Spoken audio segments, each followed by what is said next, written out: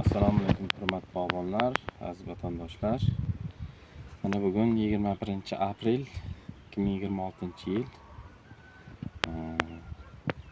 Bahorda hayvonlarimizni ko'rsatib beraman. Ob-havo shartlari, ya'ni bu paytda ertaroq payvand qilishimizga to'g'ri kelmadi. Yog'ingarchiliklar ko'p bo'lganligi uchun majbur kechga qoldik. Xo'p, bu yerda biz nima qilganmiz? Qalamchalarni saqlaganmiz. Bular Xitoy X185. Bularni o'sha fevral oxiri, mart oyining boshlarida olib, maxsus xalapinlarga solib, yerda saqlaganmiz. Hozir mana shulardan payvand qilamiz. Mana tanalarini qisman ochib ko'rsatay. Mana ko'rib turibsiz, hammasi jonli. Yam-yashil turibdi. Ularning ko'zlari ham hammasi sog'lom. Ikkitadan bir-biriga ko'z qoldirib bilyapmiz. Qanday payvand qilish kerak, ya'ni qanday o'zgartirish kerak, o'shalarni ko'rsatib beraman. Bu payvandlarni agar qalamchalar sog'lom bo'lsa, may oyining 15-20sigacha bemalol payvand qilsangiz bo'ladi. Yaproqki.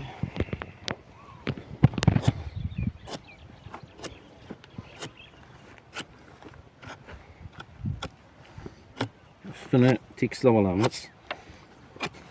Shu tartibda.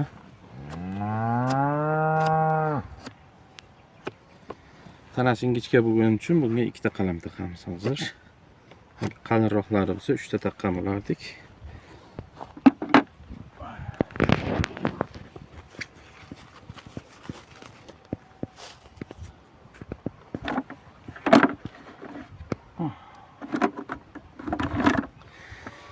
Xo'p, qalamchalarimizni ochib olamiz. Maxsus kesib olganmiz bu yerni, shu ochishga qulay bo'lsin deb.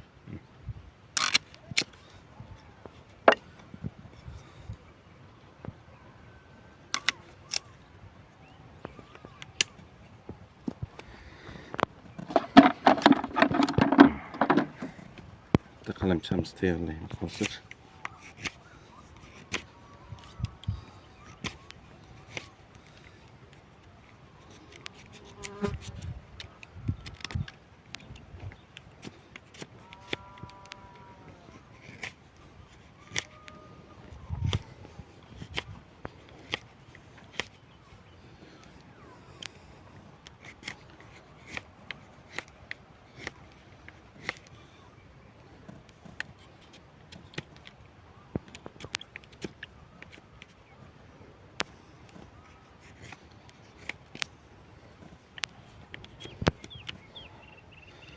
Qalamcha tayyorlanganda mana to'g'ri bo'lish kerak. Mana shu yer to'g'ri bo'lish kerak. Yo'qsa payvand ushlashi kamroq bo'ladi.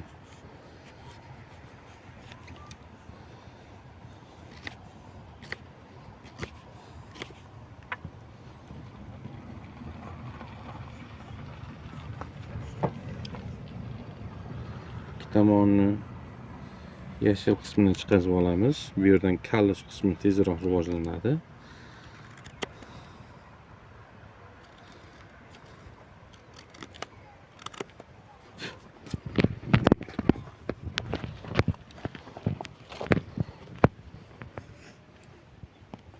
Buni tagini qirish ham mumkin. Qirmasangiz ham bo'ladi. O'zingiz xohishingizga bog'liq.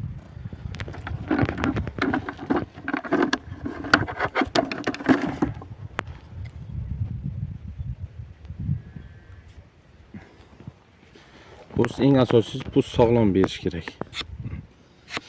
Bu yerdan shpatildan chiqaramiz. Sabab bu yerda mana shu yerda o'rtada mayda teshikchalar bor. U mayda teshikchalardan ozuqalarga keladi. Po'stdan esa faqat suv keladi. Maqsad o'sha ozuqalarga tezroq birikishi uchun mana bunday tartibda qo'yib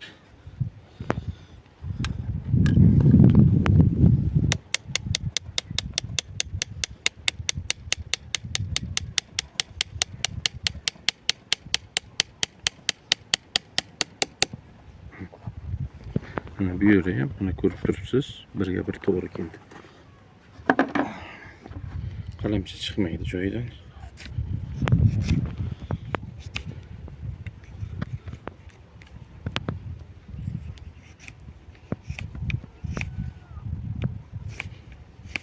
asosiysi qalamchani to'g'ri taqa bilishda.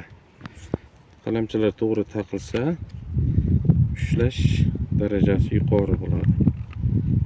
Agarda qalamchalarni chiqarishda xatoliklarga yo'l qo'ysangiz, yo'qsa qalamcha saqlashda noto'g'ri saqlangan bo'lsa, ushlashi darajasi kam bo'ladi.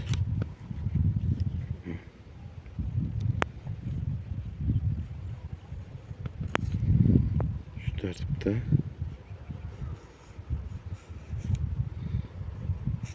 ochib olamiz.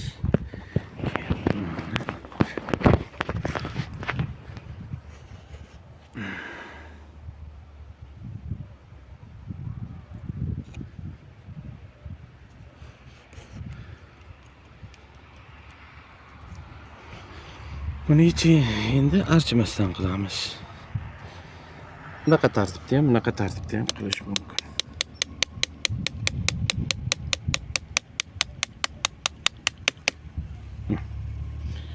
Ikkalasi ham moslashdi. Qanday joy bo'ldi.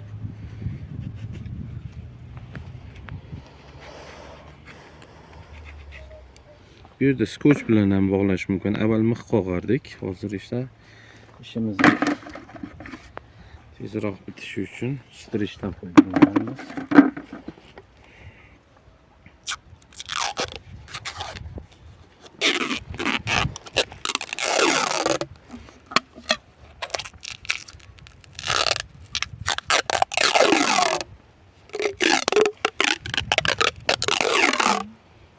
Strich urishimizdan maqsad bu yerda tuproq qilinadi hozir ko'rasiz jarayon davomida.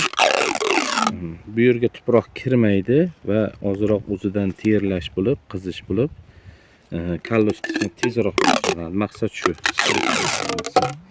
Xohlang skoch qilishingiz mumkin. Yo'qsa shunday mixlab qo'yishingiz ham mumkin. Bu farqi yo'q. Faqat qalamchani to'g'ri taqa bilishda. Aytganimdek to'g'ri taqa bilishda. Asosiysi.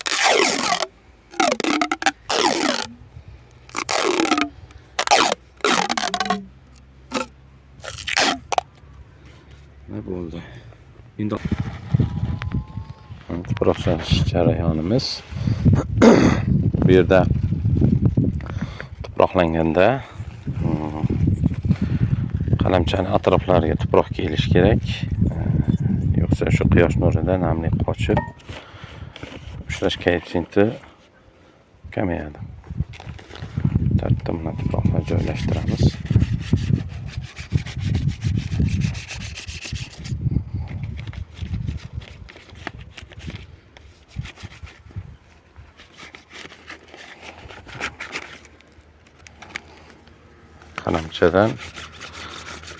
Qalamcha bilan salafan duvar o'rtasiga tuproq kirishi kerak. Aks holda qalamcha salafanga tegib tursa, bu yerda qizish bo'ladi va qalamchaning o'sha joyi kuyib qoladi.